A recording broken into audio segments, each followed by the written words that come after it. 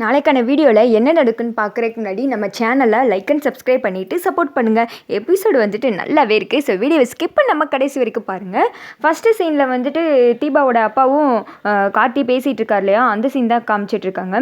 என் பொண்ணு வந்துட்டு 4 இடத்துல போய் பாடணும், அவளுக்குன்னு இந்த மாதிரி போஸ்டர் அடிக்கணும், எல்லாரும் வந்துட்டு அவளை பாராட்டணும் அப்படின்னு என் மனசில் எவ்வளோ என்ன தெரியுமா மாப்பிள்ள.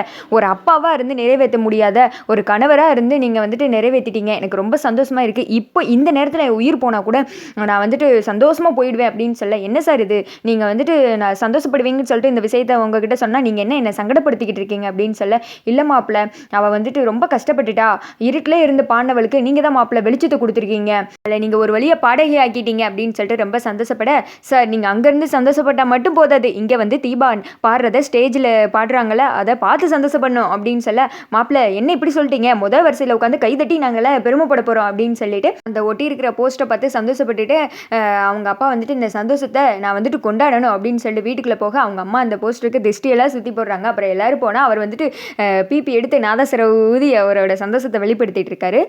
இங்கே கட் பண்ணி அடுத்து அந்த சைடு கோவிலை தான் காமிச்சிட்டு இருக்காங்க. அப்பாடா அப்படின்னு சொல்லிட்டு வெளியில் வந்து நின்னா தீபா தான் பல்லவி அப்படின்னு சொல்லிட்டு போஸ்டர்லாம் அடித்து ஓட்டியிருக்கு. அதை பார்த்தது கோகிலாவுக்கு பயங்கரமான ஷாக். என்னடா இது, கைத்தடி கொடிக்கம்பம் ஆயிடுச்சு, இனி நம்ம அண்ணாத்து தான் பார்க்கணுமா, இருட்டில் நின்று பாடிக்கிட்டு இருந்தவளுக்கு வெளிச்சத்தை வாங்கி தர போகிறானா அப்படின்னு சொல்லிட்டு எடுத்தேன் பாரு ஓட்ட அப்படின்னு குடுகுடுன்னு ரூபஸ்ரீ கிட்ட போடுறாங்க.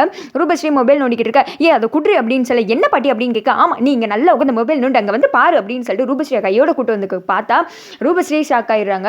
பாத்தியா அவள் எப்படி பண்ணிட்டா, நீங்கள் பாருடி, அந்த காட்டி சொன்ன மாதிரியே பாடகி ஆக்கிட்டாண்டி, இவ்வளோ நாள் இருட்டில் உட்காந்து உனக்கு பாடி கொடுத்துட்டு இருந்தா, இப்போ வெளிச்சத்துக்கு போகிறாள், நிலவால் ஜொலிக்க போகிறா, என்னடி பண்ண போகிறோம் இப்போ அப்படின்னு சொல்லிக்கிட்டு இருக்கப்போ, பாட்டி அவளை கண்டிப்பாக பாட விடக்கூடாது பாட்டி, அது மட்டும் கிடையாது, அவள் எங்கள் அம்மாவுக்கு பண்ணி கொடுத்த சத்தியம் பொய்யா போகக்கூடாது, அந்த சத்தியத்தை அவள் கடைசி வரைக்கும் காப்பாற்றணும், அதுக்கு அவள் எனக்கு மட்டும் தான் பாடி கொடுக்கணும், அவள் மட்டும் பாடிட்டானா என்னால் ஊரில் தலை காட்ட முடியாது பாட்டி, நான் என்ன பாட்டி பண்ணுறது அப்படின்னு சொல்லுங்க பேசிக்கிட்டு இருக்கா. அந்த நேரத்தில் அந்த வால் போஸ்டரை பார்த்து ஊரில் உள்ளவங்களா, அடே நம்ம தீபா தான் பல்லவியா, இந்த கச்சேரியை விடவே கூடாது, நம்ம எல்லாரும் ஒன்றா போய் பார்த்துடணும், அத்தடி தீபா நல்லா கொடுத்து வச்சு அப்படின்னு சொல்லிட்டு அவங்களும் பாராட்டுற.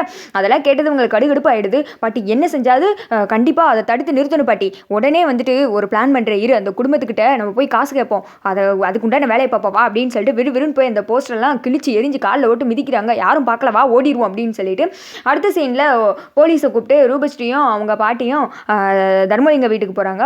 பார்த்தா இனியன் தான் உட்காந்துட்டு இருக்கா. பாத்தியா பெரியவங்க வரணும்னு ஒரு மரியாதை கூட இல்லை அப்படின்னு சொல்லிட்டு இனியனை திட்ட, ஆமாம் எதுக்கு வந்திருக்கீங்க அப்படின்னு கேட்க, உங்கள் அப்பா வெங்க போலீஸ் விசாரிக்க வந்திருக்காரு அப்படின்னு சொல்ல, அப்பா வீட்டில் இல்லை அப்படின்னு சொல்லிட்டு இனியன் சொல்ல, இவன் போய் சொல்லுவான், வீட்டில் தான் எங்கேயாவது ஒழிச்சு வச்சிருப்பா அவங்க அப்பாவை, சார் நீங்கள் போய் தேடுங்க சார் அப்படின்னு சொல்ல, வீட்டில் வந்துட்டு மைதிலியும் அவங்க அத்தை வந்துடுறாங்க. என்னாச்சு சார் அப்படின்னு கேட்க, இவங்க கிட்ட வந்துட்டு நீங்கள் காசு வாங்கி ஏமாத்திட்டீங்களா அப்படின்னு சொல்ல, இங்கே பாருங்கள் வீட்டில் ஆம்பளை இல்லாத வீட்டில் வந்து இப்படிலாம் பேசாதீங்க அப்படின்னு சொல்லிட்டு கோகிலாவை சொன்ன, கை நீட்டி காசு வாங்கினீங்கல்ல, இப்போ பாட மாட்டேன்னு சொன்னால் என்ன அர்த்தம், அவளா ஸ்டேஜ் ஏறி பாட போகிறா, அதுக்கு எங்கள் பணத்தை கொடுத்துட்டு நீங்களா பாடிக்கோங்க அப்படின்னு சொல்ல, இங்கே பாருங்க அதுக்கு தான் அவள் பாடி கொடுத்துட்டால அப்படின்னு சொல்ல, என்ன பாட்டு பானா, ஒரு 4-5 பாட்டு பாடினா அதுக்கு 10 லட்ச ரூபா கொடுப்பாங்களா, நல்ல ஆளுகளை மண்டைகளை பாருங்க, ஒழுங்கப்பா பணத்தை எண்ணி வச்சுருங்க, அவ்வளோதான், இல்லாட்டி அவங்க அப்பா எங்கன்னு கேளுங்க சார் முதல்ல, இல்லாட்டி எங்கள் பணத்தை எண்ணி கொடுக்க சொல்லுங்கள் அப்படின்னு சொல்ல, சார் இவங்க சொல்கிறதெல்லாம் நம்பாதீங்க அப்படின்றாங்க.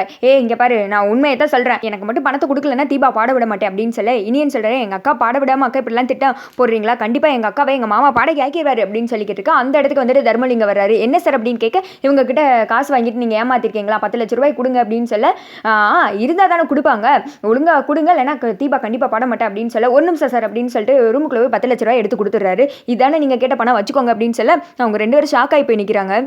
இவங்கிட்ட எதிரி இவ்வளோ பணம் அப்படின்னு சொல்ல, அதான் பட்டி எனக்கும் தெரியல அப்படின்னு சொல்லிட்டு அவங்க கிளம்ப போக, சார் இனிமே அவங்களுக்கு எங்களுக்கு எந்த சம்மந்தம் இல்லை, எழுதி கொடுத்துட்டு போக சொல்லுங்கள் சார் அப்படின்னு சொல்ல, ஆத்தடி கோளாராக இருக்காங்களே அப்படின்னு மைதிலி நினைச்சிட்டு, சார் பேனாவும் பேப்பரும் கொண்டு வரல சார் அப்படின்னு சொல்ல, இப்படியெல்லாம் எது நடக்கும் தெரிஞ்சதா, எல்லாத்தையும் நான் ரெடியாகவே எழுதி வச்சிட்டேன், சைன் போட்டு கொடுத்துட்டு போங்கன்னு சொல்ல, சைன் போட்டு கொடுத்துட்டு அப்புறம் என்னம்மா பணத்தை வாங்கிட்டே இல்லை நடை கட்டுங்க அப்படின்னு சொல்லிட்டு அவங்க 2 பேரும் கூட்டு போயிடறாங்க. இங்கிட்டு எப்படிங்க எவ்வளோ பணம் அப்படின்னு கேட்க, மாப்பிள்ளை தான் கொடுத்தாரு, கோயிலுக்கு வர சொன்னார், வந்து 10 லட்ச ரூபாய் கையில் கொடுத்தாரு, கண்டிப்பாக ரூபஸ்ரீயும் உங்கள் பாட்டி இப்படி ஏதாவது கேட்டு பிரச்சனை பண்ணுவாங்க, தீபா பாட விட மாட்டாங்க, அதனால இந்த பணத்தை கொடுத்துருங்க அப்படின்ற மாதிரி சொன்னார் அப்படின்னு சொல்ல, மாப்பிள்ளை கண்டிப்பாக தீபாவை பாடவே ஆக்கியான்னு குறிக்கோளோட இருக்காரு அப்படின்னு சொல்லிட்டு எல்லாருமே ரொம்ப சந்தோஷப்பட்டுக்கிட்டு இருக்காங்க. அடுத்து வந்துட்டு அந்த சைடு காமிச்சிட்டு இருக்காங்க. ஐஸ்வர்யா வீட்டில் நின்றுட்டு இந்த விஷயத்தை எப்படியாவது அத்தைக்கிட்ட சொல்லணும் அப்படின்னு சொல்லிட்டு பள்ளி வெயிட் பண்ணிக்கிட்டு இருக்கா. அந்த இடத்துக்கு அபிராமி வராங்க. அத்தை ஒரு நிமிஷம் இங்கே வாங்கலே, உங்களுக்கு இந்த விஷயம் தெரியுமா அப்படின்னு சொல்லிட்டு இந்த ஊர் கிழவிகள்லாம் பொறணி பேசுங்கள்ல, அதில் இந்த கிளவி ஆரம்பிச்சிருது. அதுக்கு அந்த அபிராமி கிழவி இருக்காங்கல்ல, அவங்க சொல்கிறாங்க, அப்படி என்ன விஷயம் அப்படின்னு சொல்லிட்டு கேட்க, அந்த தீபாவோட குடும்பத்துக்கு நம்ம கார்த்தி 10 லட்ச ரூபாய் கொடுத்துருக்காரத்த, உங்ககிட்ட ஒரு வார்த்தாவது சொன்னாங்களா, பார்த்தீங்களா இப்போயே வந்துட்டு எப்படி மாறிட்டார் அப்படின்னு சொல்லிக்கிட்டு இருக்க. ஆமாம், அந்த தீபா பற்றின விஷயம் மட்டும் உனக்கு எப்படி தெரியுது? கார்த்தி பண்ணதெல்லாம் இருக்கட்டும், உனக்கு எப்படி இந்த விஷயம் தெரியும் அப்படின்னு சொல்ல, ஆகா கார்த்தியை கோத்து உள்ளான்னு பார்த்தா அத்தை நம்மளை மாட்டி விட்டுருவாங்க போல அப்படின்னு சொல்லி இவங்க பேசிக்கிட்டு இருக்கப்பே அந்த இடத்துக்கு கார்த்தி வந்துட்டு கிராஷ் ஆகுறாரு. அத்தை கார்த்தி அப்படின்னு சொல்ல, கார்த்திங்க வாப்பா அப்படின்னு சொல்லிட்டு ஏதோ தீபா வீட்டுக்கு 10 லட்ச ரூபாய் கொடுத்தியாமே அப்படின்னு சொல்ல கார்த்தி வந்துட்டு ஐஸ்வர்யாவை பார்க்குறாங்க. ஐஸ்வர்யா கமுக்கமாக இருந்துக்கிற, ரூபஸ்ரீயும் அவங்க பாட்டி பிரச்சனை பண்ணியிருக்காங்கம்மா, அதனால தான் கொடுத்தேன். தீபாவோட குடும்பமே என்னோட குடும்பம் தானம்மா, ஏன் நான் கொடுக்கக்கூடாது அப்படின்னு சொல்ல, சரிப்பா ஒன்றும் பிரச்சனை இல்லை போயிட்டு வா அப்படின்னு சொல்லிட்டு அமுச்சு விட்டுரு. ஐஸ்வர்யா நின்று என்ன இது, இந்த அத்தை வந்துட்டு சும்மா விட்டுட்டாங்க, சாமி ஆடுவாங்கன்னு பார்த்தா இப்படி பண்ணிட்டாங்களே அப்படின்னு சொல்லி யோசிச்சுக்கிட்டு இருக்க.